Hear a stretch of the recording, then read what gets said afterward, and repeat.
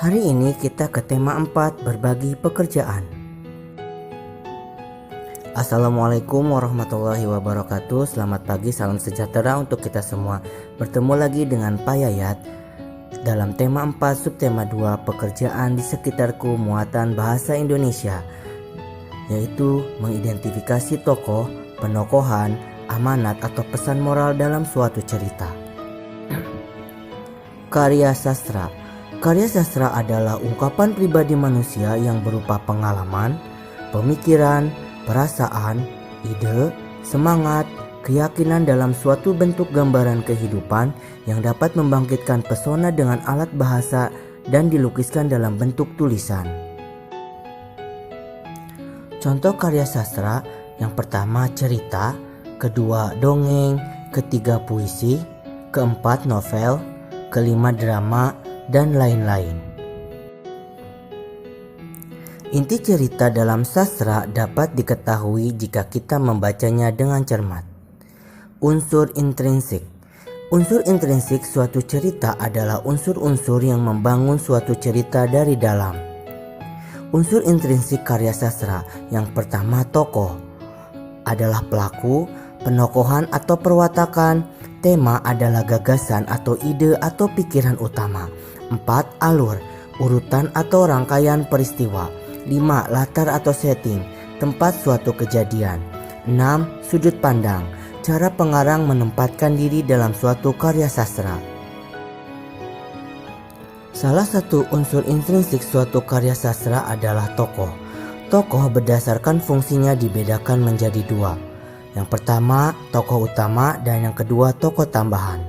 Tokoh utama adalah tokoh yang memiliki peran penting dalam suatu cerita, sedangkan tokoh tambahan adalah tokoh pendukung untuk membantu tokoh utama.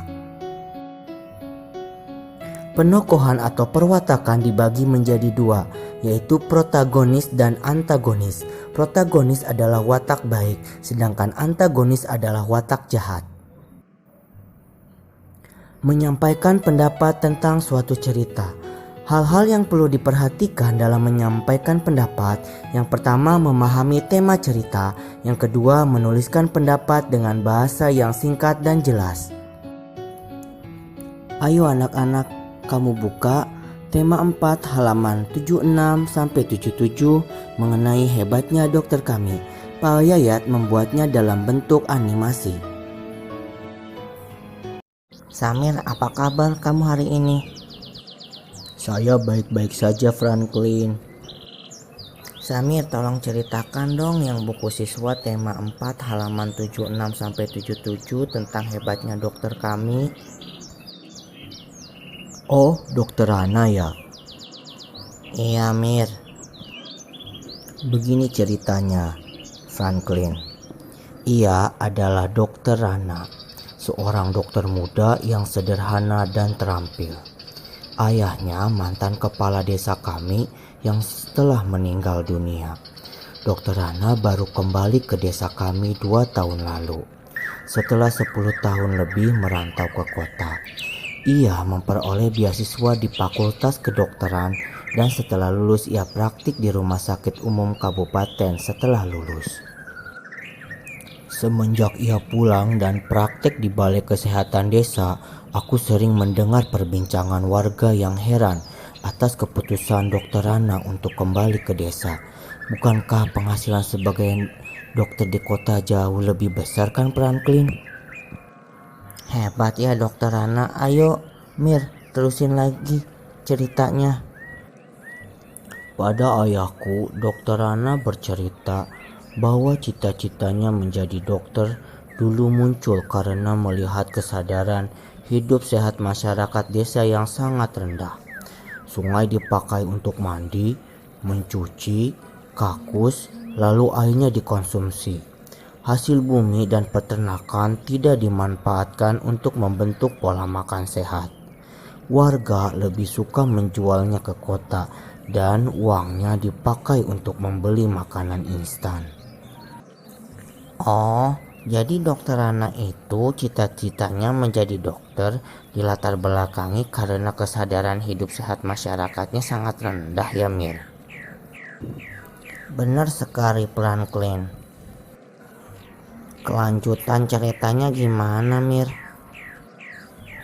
Selama praktek di kota, Dokter Rana terbayang terus kondisi desanya.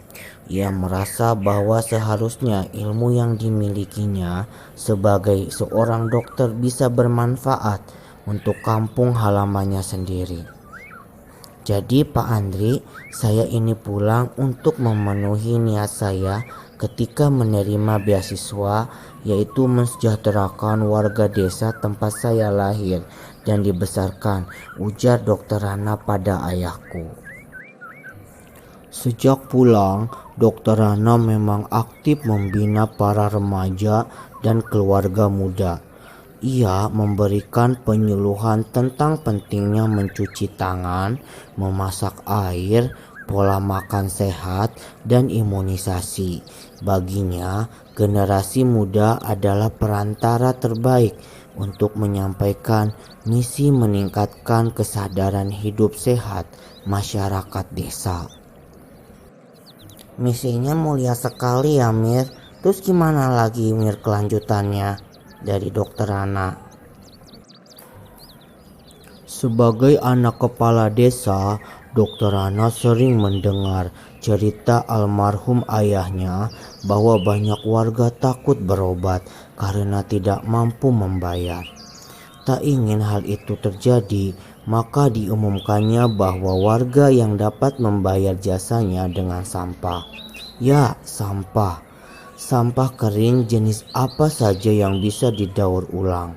Botol plastik, botol kaca, koran bekas, bahkan kemasan bekas diterima oleh Dokter Rana.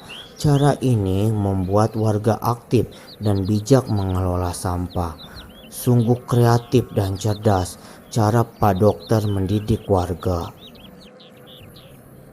Seperti mendiang ayahnya, Dokter Rana menjadi sosok yang dicintai warga desa. Ia menjadi teladan melalui dedikasi, tanggung jawab, dan kerendahan hatinya dalam menolong warga. Apabila aku besar nanti, aku ingin seperti Dokter Rana. Akan ku kejar cita-citaku menjadi guru, dan aku akan kembali untuk membangun kampung halamanku. Wah, hebatnya Dokter Rana ya, Mir. Dan juga cita-cita kamu, Mir, menjadi guru. Wah, keren pokoknya. Bagaimana dengan animasinya tentang hebatnya dokter kami? Kamu tertarik? Ayo kita identifikasi tokoh, perwatakan, dan amanat dalam cerita tersebut. Tokoh utamanya yaitu Dokter Rana. Kemudian tokoh tambahannya yaitu kepala desa, warga, ayahku, dan para remaja. Kemudian watak tokoh utama yaitu rendah hati dan suka menolong. Kemudian tokoh protagonis yaitu Dokter Rana, kepala desa, warga, ayahku, dan lain-lain. Sedangkan tokoh antagonisnya tidak ada. Amanat atau pesan moral dari cerita tentang hebatnya dokter kami yaitu dimanapun kita berada harus memberikan manfaat bagi masyarakat sekitar dan selalu menjaga kebersihan dan kesehatan. Itu saja yang dapat Bapak sampaikan mengenai tema 4 subtema 2 muatan bahasa Indonesia tentang mengidentifikasi tokoh, penokohan, amanat, atau pesan moral dalam suatu cerita. Kita ketemu di lain kesempatan. Wabillahi taufiq wal hidayah. Wassalamualaikum warahmatullahi wabarakatuh.